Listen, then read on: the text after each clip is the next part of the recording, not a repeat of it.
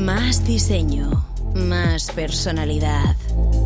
Porque tu sofá también dice quién eres. Nuevos modelos de sofás en Dormitorum. Calidad y estilo. Dormitorum. Gente despierta. We understand you're on a crusade about the irradiation of food. Yeah, they have this new...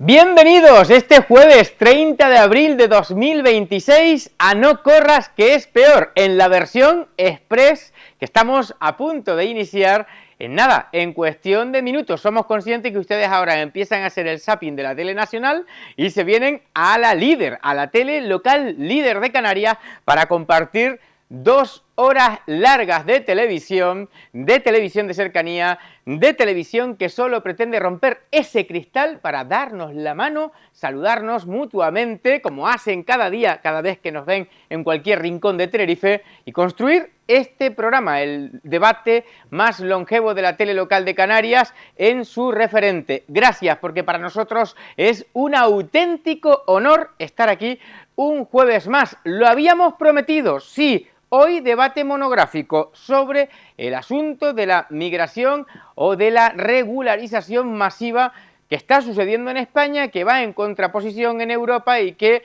habíamos prometido debatir esta semana. Además, Antonio ha hecho un esfuerzo, Antonio Báez, para compartir esta noche de debate con todos nosotros, dado todo lo que está sucediendo en nuestro país. Saben que pueden interactuar con nosotros en cualquiera de las plataformas, ya sea en redes sociales, Instagram, Facebook, página web, grupo multimedia en Digitelevisión, en Oran TV, a los que nos ven en la TDT o a los que lo hacen en otra isla a través de la Asociación de Televisiones Locales de Canarias. Ahora sí, arrancamos con el primer editorial porque hoy queremos traer a este inicio de No Corras que es peor express un titular social que nos parece importante, y es el teléfono contra la soledad no deseada de las personas mayores aquí, en nuestra región. 970 70 20, lo repito bien, lo tienen en pantalla, 970 70 20 o 922 33 40 50, o si lo prefieren, el 717 003 717, y dedicamos tiempo a ello, a que lo tengan en pantalla, porque, señores, señoras, registra 12 llamadas cada día. El servicio es gratuito, atienden las 24 horas del día, los 365 días del año, y lo digo ahora que estamos en la antesala de todo un acueducto, donde seguramente muchas personas van a pasarlo bien, pero otras están inmersas en una soledad no deseada. Este teléfono realiza unas más de 4.500 intervenciones, ofreciendo escucha, acompañamiento y apoyo ante el envejecimiento y el riesgo de aislamiento social. La principal demanda de las personas que llaman a este teléfono, el de las personas mayores de Canarias, es sentirse escuchado, hablar o incluso tener alguien con quien desahogarse. No es baladí, es un indicativo del rumbo en el que estamos, es un indicativo que algo pasa en la sociedad en general, particularmente mirando de puertas hacia adentro, en la nuestra, en la Canarias. Y esto pasa, y es curioso que pase la soledad no deseada en el mundo de la comunicación, en el mundo globalizado, donde así podemos estar hablando con alguien que se encuentre en Australia, por poner un ejemplo. Pero claro, todos esos estímulos inmediatos, el de las redes sociales, el de los vídeos que consumen, pues bueno, muchas veces a los menores, a los adolescentes, en ocasiones también a los mayores, en menos de 10 segundos, a la enfermedad del clip, a la del pulgar de pasar en el TikTok o en el me gusta adictivo para poder dar ahí a miles de personas que uno sigue sin conocer de nada, sin ser referente. Hoy vamos a hablar de uno de ellos, un auténtico miserable que está en TikTok y que se dedica a proferir insultos de forma permanente. Hablo de el tonto este que tenemos en Santa Cruz de Tenerife, que se llama El Bolichoso, que me ha dicho que me ha puesto una demanda, una denuncia. Estoy deseando verte en los juzgados, porque luego cuando me ves en la calle no eres capaz ni siquiera de decirme ni mu, pedazo de cobarde, que lo que eres es un cobarde cuando te rodeas de tanto niño. Pues de estos basuras que en ocasiones pueden estar en TikTok, porque las redes pueden tener cosas muy buenas, o cosas tan lamentables como este individuo, que es la basofia humana encarnizada en carne y hueso. Pues bueno, pues desafortunadamente, mientras eso sucede, son miles las personas mayores en Canarias que se sienten solas. Es evidente que los hábitos y que el mundo ha cambiado, y que una parte de nuestra sociedad, sí, ha sido dejada de lado. Así tenemos que decirlo, porque la vejez parece que nos molesta, parece que estar cerca de la vejez contagia. Y es motivo para arrancar este No corras que es peor, hoy particularmente en este 30 de abril en la antesala de un acueducto donde les deseamos toda la felicidad del mundo, pero también a aquellas personas que se sienten solas. Creo que es necesario lanzar una reflexión colectiva. No sé qué piensa usted que está al otro lado del cristal. Yo creo que ninguno de nosotros estamos exentos de ese riesgo de aislamiento social en el futuro, o de esa soledad no deseada. Quizás solo nos separan unos años hasta llegar a ella. Tomemos conciencia, tomemos un minuto para, de alguna manera en esta vida apresurada, relajarnos, bajar la pelotita al terreno de juego, al suelo, y reflexionemos todos. Así arrancamos este espacio. Ahora sí, con mucha velocidad nos vamos al express, porque madre mía, hoy el tiempo vuela en este programa de televisión que ya saben que empieza y a veces no sabemos cuándo termina. Es broma. Vamos a arrancar con el líder de la oposición, con Alberto Núñez Feijóo, que explicaba la relación de Pedro Sánchez con la democracia en menos de 50 segundos. Señor Sánchez, no me resisto a mencionar el Comité Federal donde le echaron de su partido. Las imágenes son espeluznantes. El presunto pucherazo fue el preludio de toda su carrera política. Y en el fondo, todo encaja. No ha parado de perder elecciones, gobierna sin mayoría y sin presupuestos. Es decir, su respeto por la democracia es exactamente igual que al principio. Ninguno. Mire, hoy coinciden dos hitos que retratan perfectamente cómo ha gobernado usted.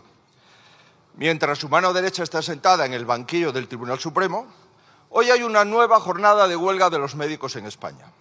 El juicio a Ábalos es un juicio a su gobierno. Solo por eso no merecería estar usted sentado allí. Bueno, lo han escuchado con mucha contundencia y, como decíamos, en menos de 50 segundos. Feijóo ha subido al Congreso y, como digo, en menos de un minuto sobre la mesa ha puesto algunas cuestiones que van mucho más allá del rifirrafe parlamentario. No es solo lo que dice, es el momento en el que lo dice. Porque en España se está viviendo una situación política, lo verán en el recorrido de este No corras que es peor express, absolutamente tensionada, con un presidente del gobierno cada vez más cuestionado, cada vez más rodeado por investigaciones judiciales que indirectamente le afectan directamente, porque es su entorno político más cercano el que está custodiado. Su mujer, su hermano, sus secretarios de organización, dos ya y los ha elegido él, no olvidemos, Ábalos, Santos Serdán, y eso no es, créanme, un detalle menor. Que Soluciones de Gestión haya vendido 60 millones de euros en el caso Mascarillas, tampoco. Porque cuando uno analiza el recorrido político de Pedro Sánchez, desde los orígenes, desde aquel episodio interno en su propio partido, por cierto, unos vídeos que han estado custodiados, bien guardados, bien almacenados durante más de 10 años, los vídeos de la vergüenza de una urna que aparece de un lugar manipulando el resultado de todo un Congreso federal, pasando por su regreso, recuerden, después de aquella expulsión y aquella derrota, su famoso recorrido por España con...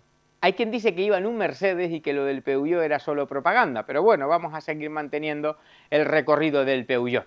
Hasta llegar a hoy, en el 2026, con nombres como Serdán, Koldo, Ábalos, en el foco judicial, nadie tiene duda de eso, ¿verdad? ya no parece que sea la buloteca, las mentiras de la derecha, las mentiras de la desinformación. La sensación que se instala en una parte importante de la sociedad es muy clara, y es que aquí hay un problema de fondo, y ese problema no es solo político, es de credibilidad. Ahora bien, dicho esto, la pregunta no es solo sobre Pedro Sánchez, la pregunta también es sobre Alberto Núñez Feijóo, porque si el diagnóstico es que España vive una situación anómala, que nadie lo duda, sin precedentes en la trayectoria democrática de nuestro país y sin precedentes en una democracia avanzada, entonces la cuestión es muy clara. ¿Está Feijóo preparado para gobernar mirando hacia adelante? ¿O su proyecto político pasa únicamente por señalar al adversario, marcando ya el camino de que se va a estar mirando al retrovisor? Porque una cosa es fiscalizar y otra muy distinta es construir la nueva España. Y aquí está la clave del momento político actual. España no solo necesita una oposición contundente, que la tiene, necesita una alternativa real de gobierno, con proyecto, con dirección y con capacidad de tomar decisiones sin vivir, como decía antes, permanente mirando el retrovisor. Porque si todo el debate se reduce a Pedro Sánchez y a las sanchadas, porque ya no sabemos cómo llamarla, la sanchidad, el señor Sanchidad, entonces el problema sinceramente es doble. Y aquí entra esta reflexión final. Si realmente estamos ante una situación que, como se afirma, no tiene comparativa en democracias avanzadas, si realmente hay una erosión institucional dentro de nuestro país de esa magnitud, entonces la exigencia política también tiene que estar a la altura, para el gobierno y también para quien aspira a sustituirlo, porque en política no basta con denunciar, hay que demostrar que se está preparado para gobernar. España no solo necesita, como decía, una oposición dura, necesita una alternativa preparada con capacidad de tomar decisiones. Miren, la portavoz del gobierno, Elma Sáiz, hace un símil cuanto menos curioso entre el pacto del Partido Popular y Vox, dos fuerzas políticas españolas legítimas, con el atentado contra Trump. Sí, créanme que esta comparativa no tiene desperdicio. He preguntado también en relación al atentado o intento de atentado del presidente Trump. Mire, el gobierno condena sin paliativos, de manera rotunda, este intento de atentado contra el presidente Trump. Es más, observamos con preocupación, con una grave preocupación, esa escalada de violencia política y de violencia verbal en otros países, pero que también estamos viendo en España. Este fin de semana, el líder de Vox, Santiago Abascal, llamó rata al ministro del Interior, a Fernando Grande Marlaska, utilizó la palabra mierda para referirse al presidente del gobierno, además de no hacer nada frente a, bueno, pues, a quien coreaba, y por respeto a esta mesa y a esta sala de prensa no voy a reproducir, bueno, pues ya saben a qué me estoy refiriendo, bueno, pues insultos destinados al presidente del gobierno, que por cierto ya habían sido utilizados anteriormente por la propia presidenta de la Comunidad de Madrid. Y frente a esto, ¿dónde está el Partido Popular? Porque son sus socios.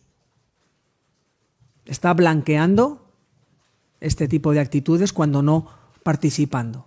Así que la violencia siempre conlleva más violencia y nunca es el camino y no es aceptable en democracia. Y frente a eso, la condena a la que apelo que se proceda. La violencia siempre conlleva más violencia y nunca es el camino.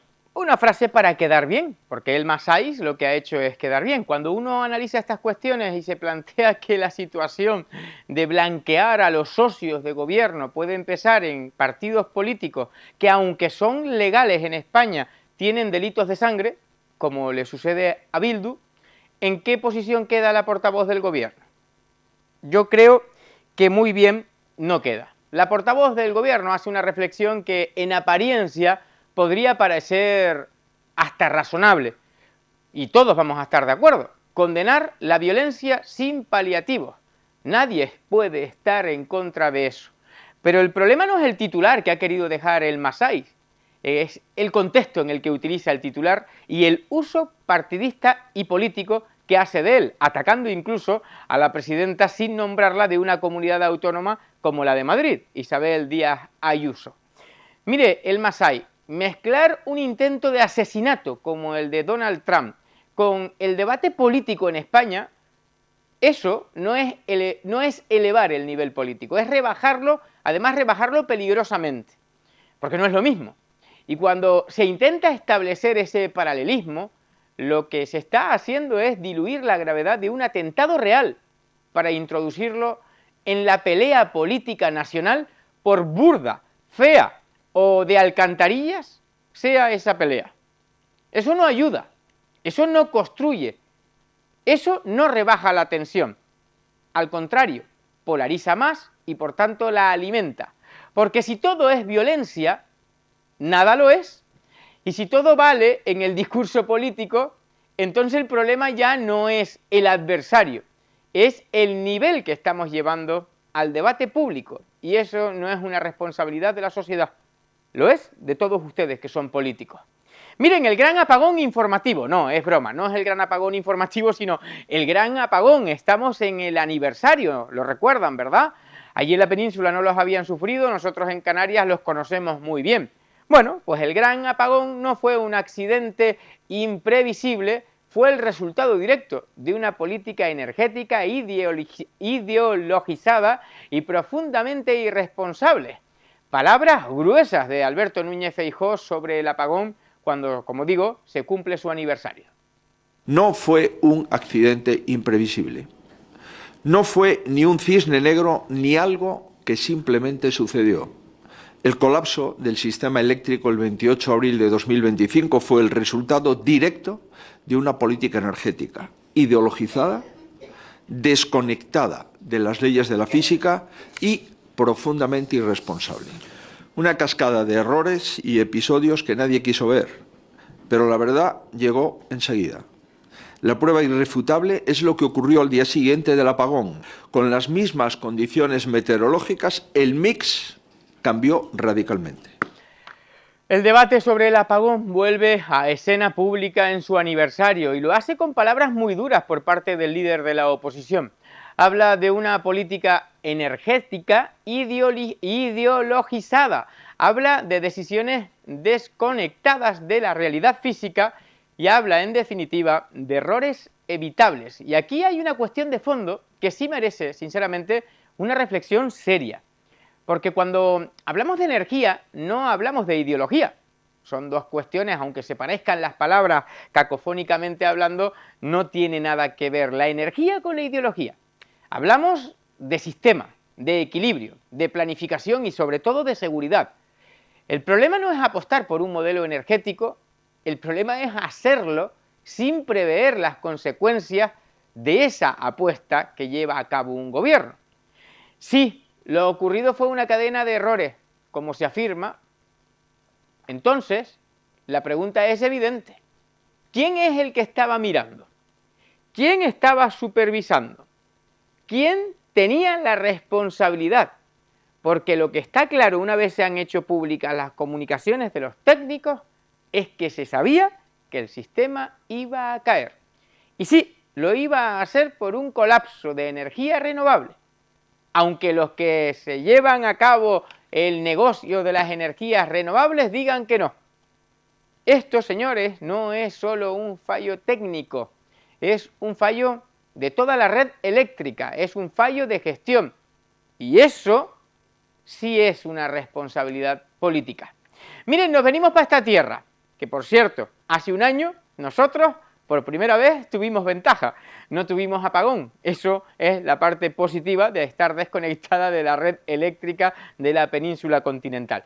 Ya que estamos hablando de nuestro archipiélago y desde esta tele local, vamos a explicar y a escuchar con atención al portavoz del Gobierno en Canarias, porque nuestra comunidad reclama al Estado que flexibilice las reglas fiscales para que el gobierno, cabildo, el gobierno regional, los cabildos insulares y todos los ayuntamientos puedan responder juntos a los efectos de la guerra en Oriente Medio.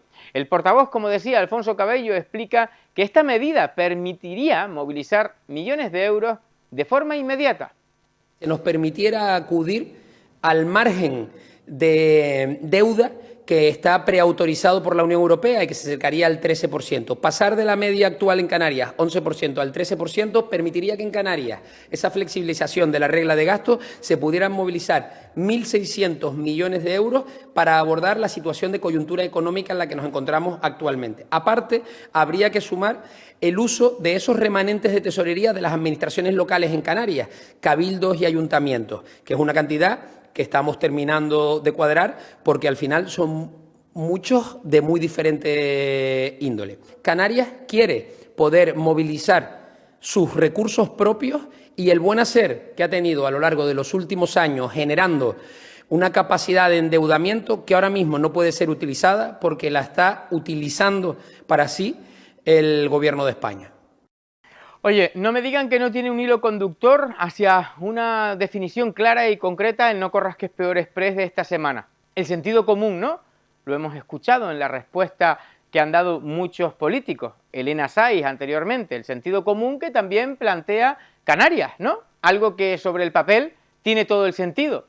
Poder utilizar sus propios recursos, las perras de todos nosotros, en un momento de incertidumbre internacional. Hablan de flexibilizar, como han escuchado ustedes, las reglas fiscales, pasando del 11 al 13% de capacidad de endeudamiento, en una comunidad autónoma que ha hecho la tarea durante más de 2 décadas y, por tanto, no encontrar ningún argumento para no concedérnoslo. Eso permitiría movilizar a más de 1.600 millones de euros. Y aquí hay un punto clave que no se puede obviar. Canarias ha hecho un esfuerzo durante todos estos años para mantener una gestión económica responsable. Ha contenido su gasto, ha generado remanentes, ha construido una base sólida. Y ahora lo único que pide es algo muy concreto. Poder usar ese pequeño margen. No más dinero de fuera. No más dinero en deuda. Una deuda, por cierto, descontrolada, como la del Gobierno de España. Sino utilizar lo que tenemos aquí, nuestros propios recursos. La pregunta es muy sencilla. ¿Por qué un territorio que ha gestionado bien no puede utilizar sus propios recursos mientras el Estado sí amplía su capacidad de endeudamiento? Esto no es solo economía, es autonomía, es responsabilidad y es coherencia. Y esto va, por cierto, fuera de ideologías o intereses partidistas. Y la pregunta fuera de los intereses partidistas que nosotros hacemos hoy en el No corras que es peor express es muy clara y directa a todas las señorías parlamentarias. ¿Ustedes en el conjunto de la unanimidad de la Cámara van a exigir que Canarias tenga mayor capacidad de endeudamiento? ¿Lo van a pedir? ¿Lo van a exigir? Estaremos atentos a sus peticiones. Por último, uno de los últimos asuntos, máxima actualidad, Koldo, que hoy ha querido aparentar ser el hombre bueno en los juzgados. Echa balones fuera, él no decidió nada, pasaba por allí, además de las pruebas que hay en su contra. Él ha señalado hoy, jueves, en el Tribunal Supremo, que es inocente porque no tenía capacidad de decisión, él no decidió nada, repito, en la compra de las mascarillas desde el Ministerio de Transportes durante la pandemia. Solo se encargaba de recepcionar el material sanitario o de entregar las ofertas.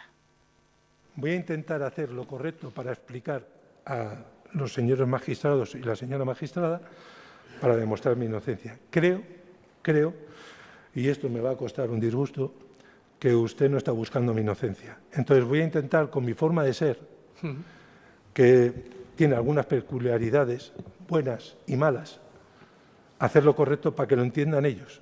Yo no decido nada. Bueno, que le diga algo. Dice, ya me le puedo comentar y le puedo decir lo que yo opine y demás.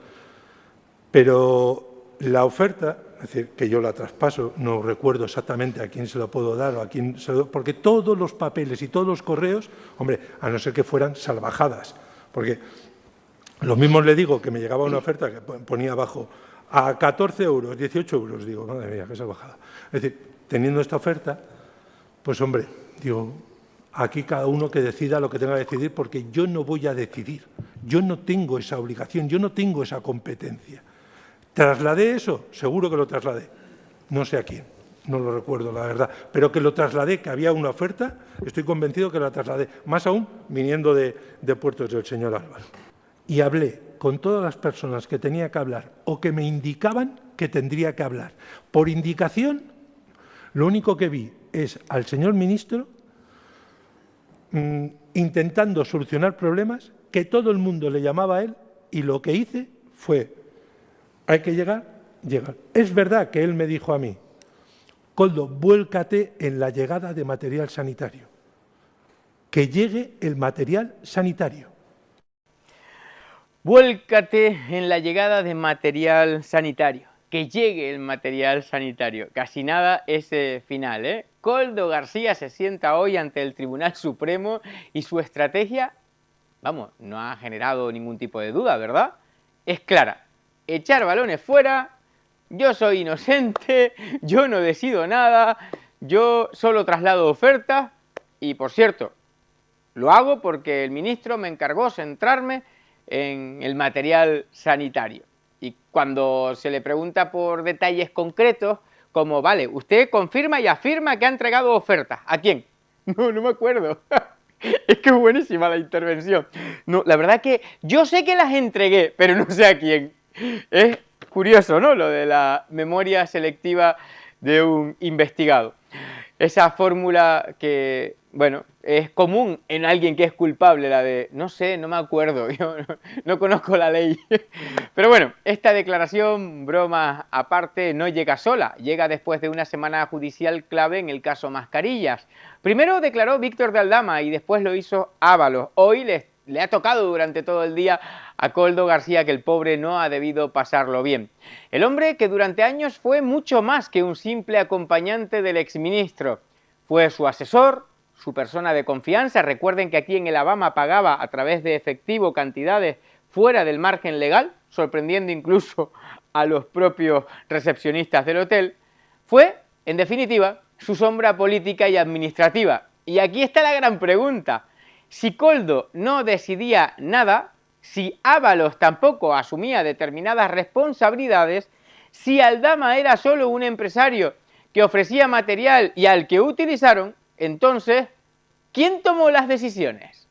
Porque durante la pandemia, mientras todos nosotros vivíamos uno de los momentos más dramáticos de la historia reciente de nuestro país, se adjudicaron contratos millonarios de mascarillas. Soluciones de Gestión llegó a facturar más de 60 o en torno a 60 millones de euros. Repito bien, 60 millones de euros. Y hoy lo que se juzga no es, créanme, una anécdota.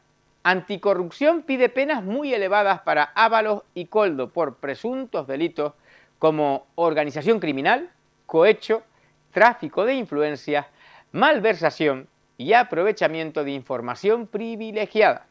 Koldo ha negado haber recibido pagos mensuales de 10.000 euros de Aldama.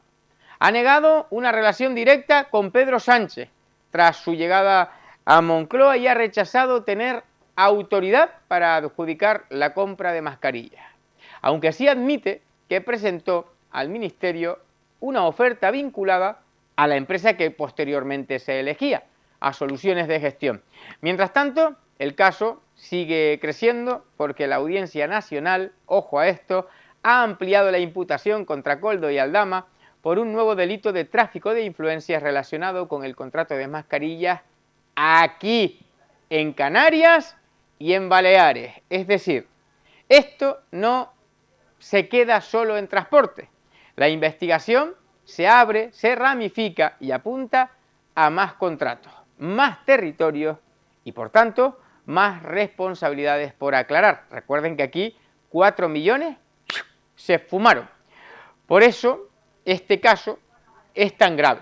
No solo porque se pudo hacer, no solo por lo que se pudo hacer, sino por cuándo se pudo hacer, mientras morían muchas personas en España, miles de personas, y en plena pandemia, con miedo en hospitales, en el personal sanitario, hospitales tensionados, familias rotas, sin poder despedirse de sus seres queridos, con administraciones comprando material a la desesperada, pero de forma concentrada, igual por una estrategia.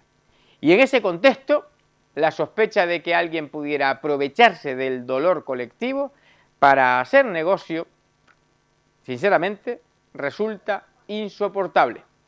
Hoy, Koldo, lo vuelvo a repetir por si tenían dudas, no, o afirma que no decidió nada.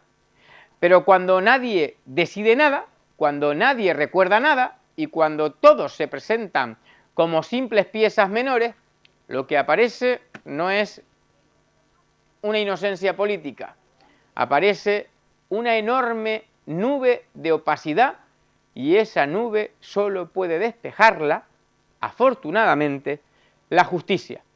Pero políticamente la pregunta ya está instalada. ¿Cómo pudo llegar tan lejos una presunta trama alrededor de un ministerio clave en el gobierno de España? Koldo dice que no decidió nada, pero si nadie decidió nada, alguien, digo yo, tiene que explicar cómo se movieron tantos millones de euros, ¿no?, en contratos públicos durante la peor pandemia de nuestra historia reciente. Y por cierto, este solo es uno de los casos. ¿Cuántos casos más como Aldama podrán haber en el sistema? De este hemos logrado enterarnos. Ojalá la justicia despeje la niebla. Nos vamos a publicidad. Enseguida continuamos en formato No corras que es peor. No se muevan, que volvemos ya. We understand you're on a crusade about the irradiation of food. Yeah, they have this new...